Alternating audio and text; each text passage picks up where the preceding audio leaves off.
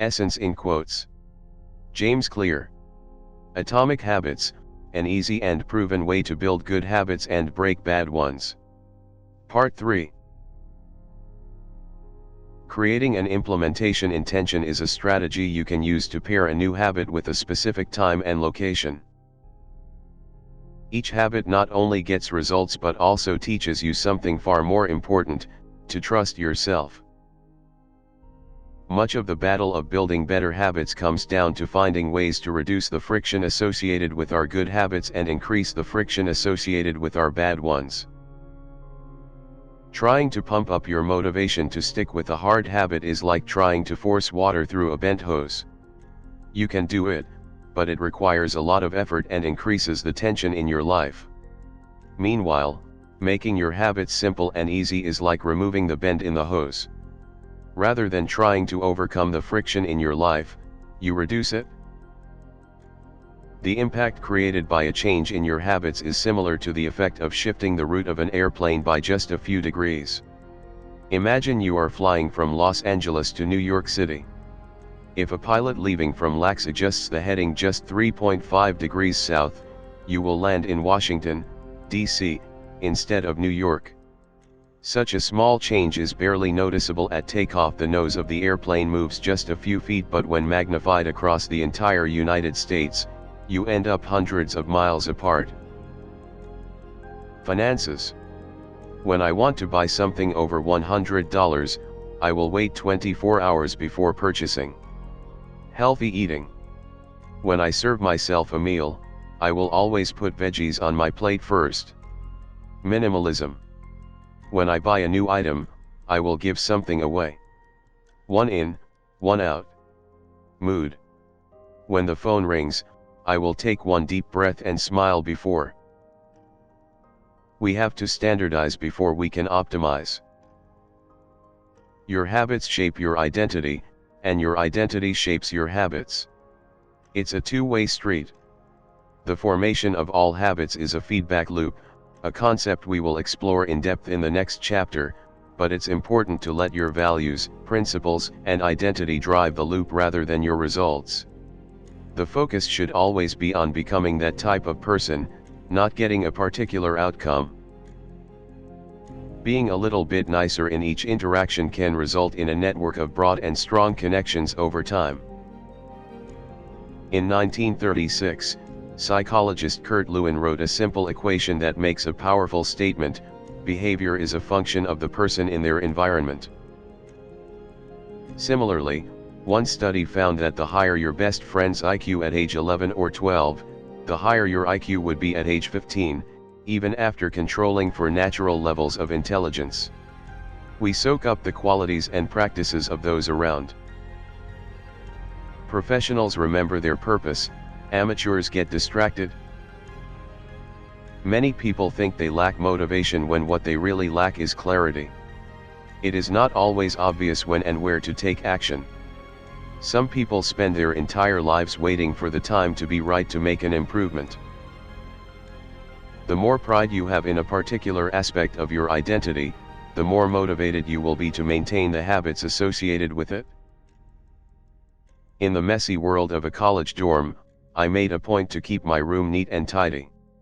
These improvements were minor, but they gave me a sense of control over my life.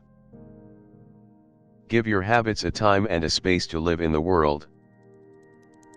Your identity emerges out of your habits. Every action is a vote for the type of person you wish to become. Look around. Society is filled with highly engineered versions of reality that are more attractive than the world our ancestors evolved in. Stores feature mannequins with exaggerated hips and breasts to sell clothes. Social media delivers more likes and praise in a few minutes than we could ever get in the office or at home. Online porn splices together stimulating scenes at a rate that would be impossible to replicate in real life. Advertisements are created with a combination of ideal lighting, professional makeup, and photoshopped edits. Even the model doesn't look like the person in the final image. These are the supernormal stimuli of our modern world. They exaggerate features that are naturally attractive to us, and our instincts go wild as a result, driving us into excessive shopping habits, social media habits, porn habits, eating habits, and many others. Achieving a goal only changes your life for the moment. That's the counterintuitive thing about improvement. We think we need to change our results, but the results are not the problem. What we really need to change are the systems that cause those results. When you solve problems at the results level, you only solve them temporarily. In order to improve for good, you need to solve problems at the systems level.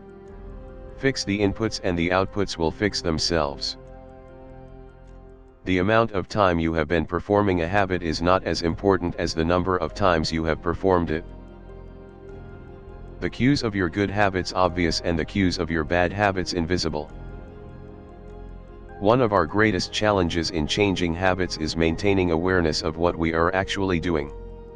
This helps explain why the consequences of bad habits can sneak up on us. The sentence they filled out is what researchers refer to as an implementation intention, which is a plan you make beforehand about when and where to act. That is, how you intend to implement a particular habit. There is an ancient Greek parable known as the Sorites paradox, which talks about the effect one small action can have when repeated enough times. One formulation of the paradox goes as follows: can one coin make a person rich? If you give a person a pile of 10 coins, you wouldn't claim that he or she is rich. But what if you add another, and another, and another? At some point, you will have to admit that no one can be rich unless one coin can make him or her so. We can say the same about atomic habits. The most powerful of all human sensory abilities, however, is vision. The human body has about 11 million sensory receptors. Approximately 10 million of those are dedicated to sight. Some experts estimate that half of the brain's resources are used on vision. Given that we are more dependent on vision than on any other sense, it should come as no surprise that visual cues are the greatest catalyst of our behavior. There is another benefit to implementation intentions. Being specific about what you want and how you will achieve it helps you say no to things that derail progress, distract your attention, and pull you off course. We often say yes to little requests because we are not clear enough about what we need to be doing instead. When your dreams are vague, it's easy to rationalize little exceptions all day long and never get around to the specific things you need to do to succeed. Small changes in context can lead to large changes in behavior over time. Every habit is initiated by a cue. We are more likely to notice cues that stand out. Make the cues of good habits obvious in your environment. Gradually, your habits become associated not with a single trigger but with the entire context surrounding the behavior. The context becomes the cue. It is easier to build new habits in a new environment because you are not fighting against old cues. Boiling water will soften a potato but harden an egg. You can't control whether you're a potato or an egg, but you can decide to play a game where it's better to be hard or soft. There are 3 levels of change: outcome change, process change, and identity change.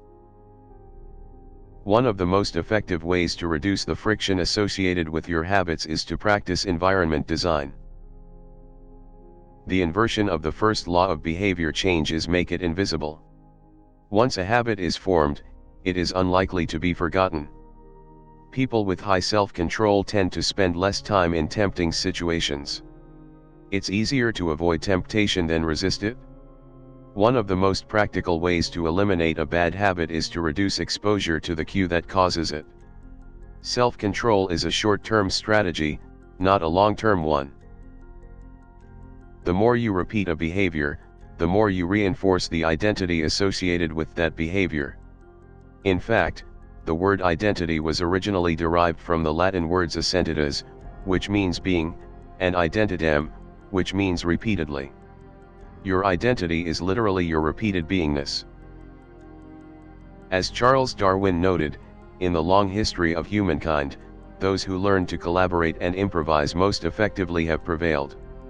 As a result, one of the deepest human desires is to belong. And this ancient preference exerts a powerful influence on our modern behavior. Even more fascinating, the hippocampus decreased in size when a driver retired. Like the muscles of the body responding to regular weight training, particular regions of the brain adapt as they are used and atrophy as they are abandoned. Habits form based on frequency, not time. Change can take years before it happens all at once. Without craving a change, we have no reason to act. What you crave is not the habit itself but the change in state it delivers. You do not crave smoking a cigarette, you crave the feeling of relief it provides. You are not motivated by brushing your teeth but rather by the feeling of a clean mouth. Happiness is simply the absence of desire. When you observe a cue, but do not desire to change your state, you are content with the current situation. Happiness is not about the achievement of pleasure, which is joy or satisfaction, but about the lack of desire. It arrives when you have no urge to feel differently. Happiness is the state you enter when you no longer want to change your state. However, happiness is fleeting because a new desire always comes along. As Bugden says, happiness is the space between one desire being fulfilled and a new desire forming. If a behavior is insufficient in any of the four stages, it will not become a habit. Eliminate the cue and your habit will never start. Reduce the craving and you won't experience enough motivation to act. Make the behavior difficult and you won't be able to do it. And if the reward fails to satisfy your desire, then you'll have no reason to do it again in the future. Without the first three steps, a behavior will not occur. Without all four, a behavior will not be repeated. Simple rule: never miss twice. Put another way, our behavior is heavily dependent on how we interpret the events that happen to us, not necessarily the objective reality of the events themselves. An atomic habit is a little habit that is part of a larger system. Just as atoms are the building blocks of molecules, atomic habits are the building blocks of remarkable results. If you want better results, then forget about setting goals. Focus on your system instead. You do not rise to the level of your goals. You fall to the level of your systems. Outrage compounds. Riots, protests, and mass movements are rarely the result of a single event. Instead, a long series of microaggressions and daily aggravations slowly multiply until one event tips the scales and outrage spreads like wildfire. Neurologists have discovered that when emotions and feelings are impaired, we actually lose the ability to make decisions. We have no signal of what to pursue and what to avoid. In time, you learn to predict that checking social media will help you feel loved or that watching YouTube will allow you to forget your fears. Most people live in a world others have created for them. But you can alter the spaces where you live and work to increase your exposure to positive cues and reduce your exposure to negative ones. Environment design allows you to take back control and become the architect of your life. Be the designer of your world and not merely the consumer of it. Habit stacking increases the likelihood that you'll stick with a habit by stacking your new behavior on top of an old one. This process can be repeated to chain numerous habits together, each one acting as the cue for the next. You can also invert this principle and prime the environment to make bad behaviors difficult. If you find yourself watching too much television, for example, then unplug it after each use. Only plug it back in if you can say out loud the name of the show you want to watch. This setup creates just enough friction to prevent mindless viewing. A small productivity gain, compounded over 50 years, is worth a lot. The power of context also reveals an important strategy: habits can be easier to change in a new environment. A habit is a routine or behavior that is performed regularly and, in many cases, automatically. As each semester passed, I accumulated small but consistent habits that ultimately led to results that were unimaginable to me when I started. When a habit is truly important to you, you have to be willing to stick to it in any mood. Professionals take action even when the mood isn't right. They might not enjoy it, but they find a way to put the reps in. Never miss twice. If you miss one day, try to get back on track as quickly as possible. If you procrastinate and put your project off until tomorrow, there will usually be time to finish it later. A single decision is easy to dismiss. You need to string together enough successful attempts until the behavior is firmly embedded in your mind and you cross the habit line. For many years, this was how I approached my habits, too. Each one was a goal to be reached. I set goals for the grades I wanted to get in school, for the weights I wanted to lift in the gym, for the profits I wanted to earn in business.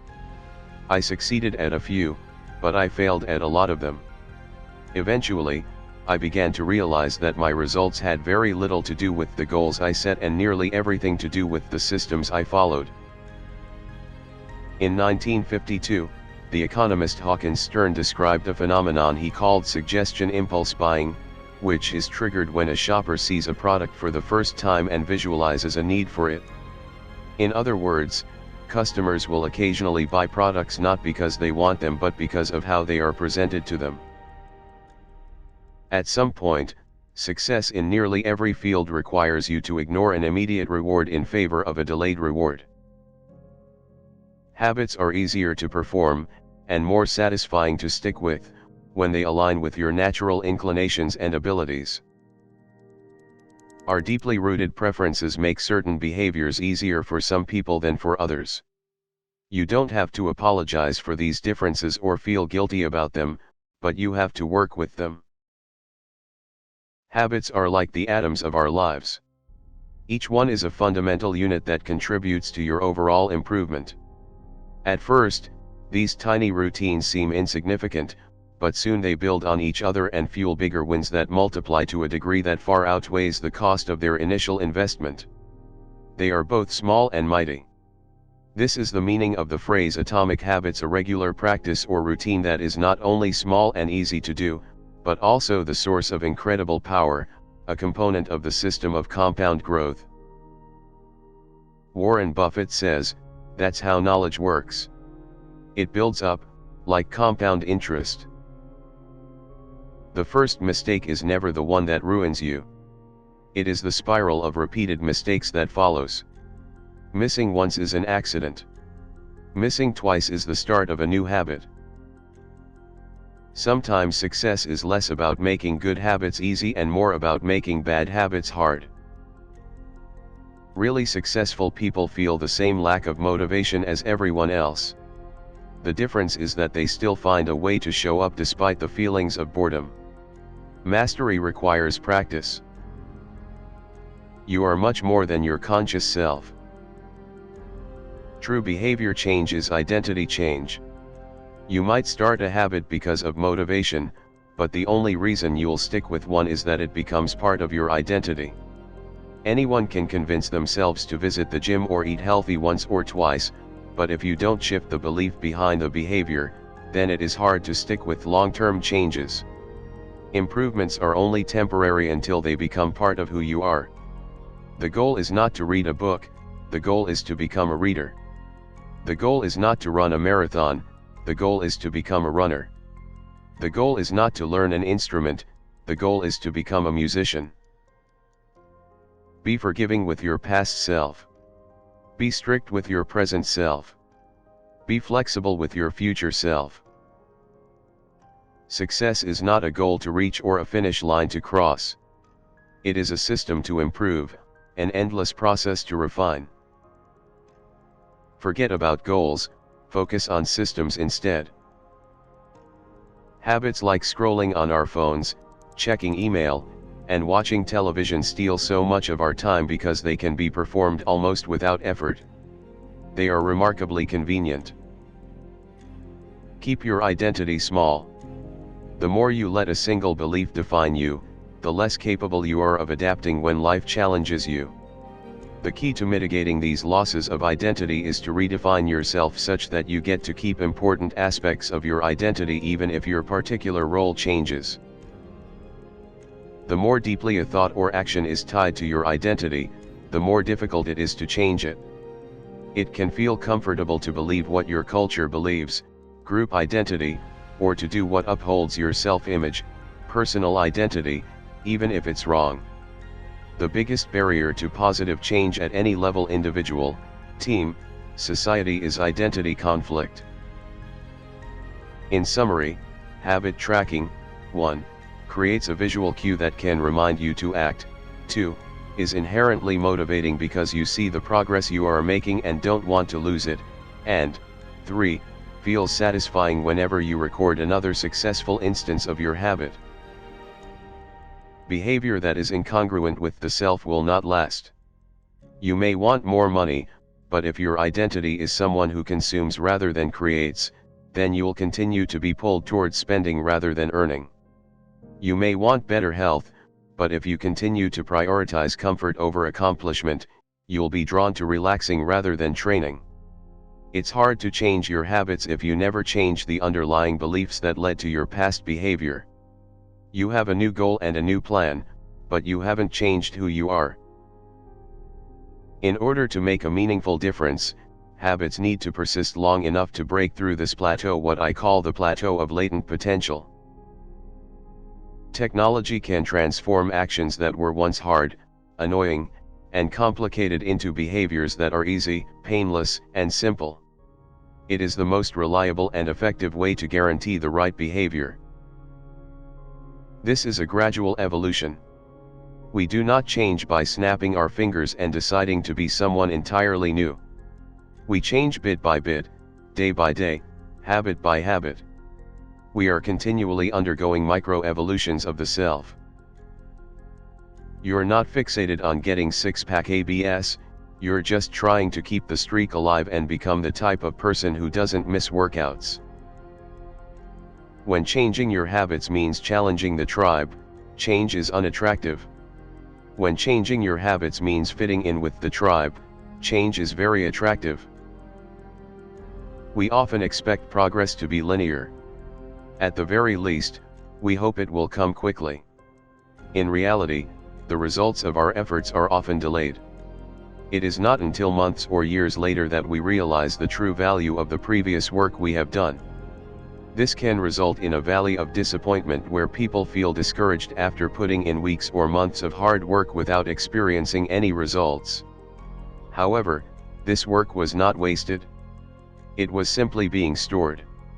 It is not until much later that the full value of previous efforts is revealed.